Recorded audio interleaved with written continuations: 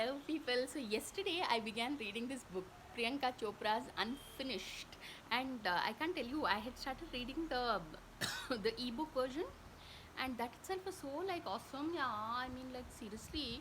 So, I I'm soon. It's a 269-page book, and I'm midway through it almost, and so all through the book, the one thing that you can note about uh, Priyanka Chopra is her spirit, like, and it looks like a good part of her childhood, and otherwise also she spent away from home, away from her parents, and like, so one really comes to believe that, like she herself says in her book, that when you are on your own, you learn to cope that much more faster and easier. Like, that you know you have to be responsible for yourself, and so she says those lessons of self reliance came to her very early. So really, people, this book is highly recommended, though that's what the other some book I reviewed yesterday, was not very happy with it, but this book